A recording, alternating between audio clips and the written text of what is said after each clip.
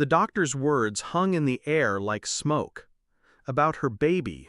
This is, well, my chest locked. My hands clamped on my daughter's shoulders. She looked at me, confused, innocent, trusting. The screen showed more than it should. Details I wasn't meant to understand, but did. A flicker of recognition in the doctor's eyes told me what his words avoided. Her husband hadn't come to a single appointment. Not once. Always working late, always too busy. I had sat through them all. Every heartbeat, every scan. I knew the patterns of a family man's excuses when they began to rot. But this moment, this pause, was different. It wasn't about absence, it was about truth. I walked my daughter out of the room, holding her close.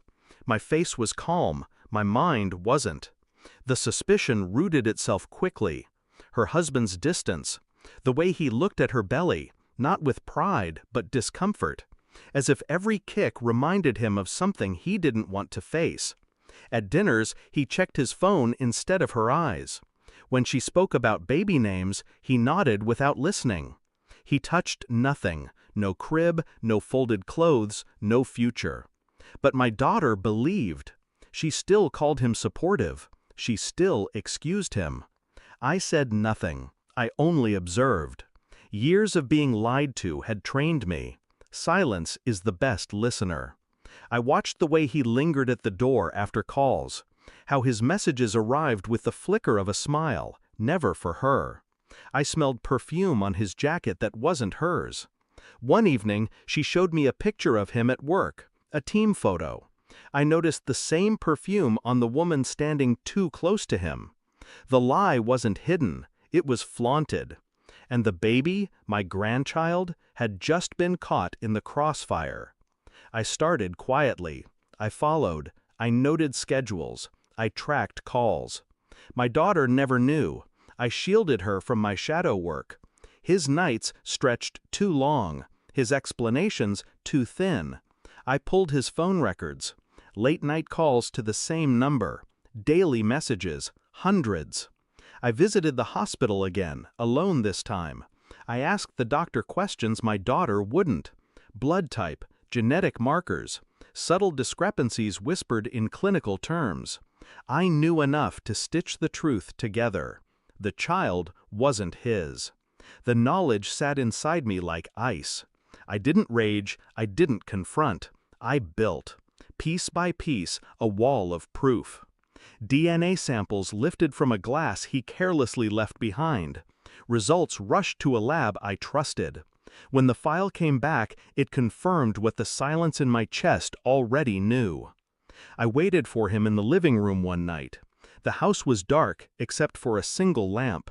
He walked in late, as usual, slipping off his shoes like a thief. He froze when he saw me. On the table sat the envelope. Thick, heavy, his name written across it. "Open it," I said. He hesitated.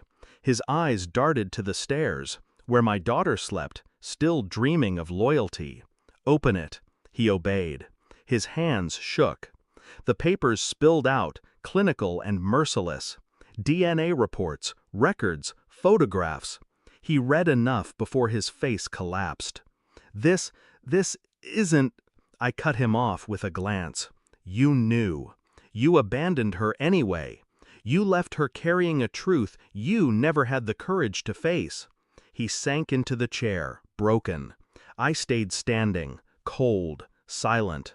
I didn't shout, I didn't strike him. I told him exactly what would happen. You will confess. To her. Not tomorrow, now. You will tell her you knew the child wasn't yours, that you played along until your guilt suffocated you. And then you will leave. His lips trembled.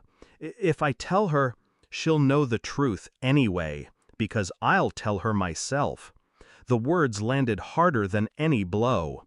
He saw it in my eyes. There was no bargaining, no escape. I stepped closer, lowering my voice. You thought you were avoiding responsibility, but you've built yourself a cage, and tonight I locked the door. He broke. Tears, shaking hands, a man stripped bare. By morning, my daughter's world had shattered. He confessed just as I ordered. He packed his bags, his silence louder than any apology. She wept in my arms, asking why, how, what she had done wrong. I told her nothing. Some truths are too poisonous to pass on. The child was still hers, still innocent. I walked out to the porch, lit a cigarette I hadn't touched in years, and let the smoke bleed into the dawn. Revenge wasn't fire tonight. It wasn't fury. It was exposure. The kind that leaves no shadows to hide in. He lost everything, not because I destroyed him, but because I forced him to face the truth he ran from. I didn't smile, I didn't celebrate. I only breathed. Because sometimes power isn't in what you take, it's in what you leave behind. Final line. He thought betrayal would bury her, but it buried him instead, and I was the one holding the shovel.